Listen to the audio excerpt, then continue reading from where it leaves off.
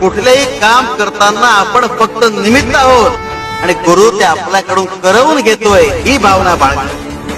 आपण करत असलेल्या प्रत्येक कामाचं श्रेय गुरुचरणी अर्पण करता आलं की समजायचं आपल्यातला अहंकार संपला. हाच गुरु चरित्रातला महत्वाचा धडा.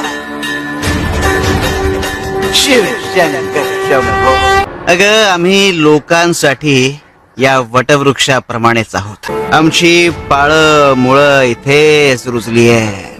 तसंच आमचंही आहे. सर्व काही आमच्या भरवशावर सोपवून आमच्या आधारावर इथे वावरत असतात.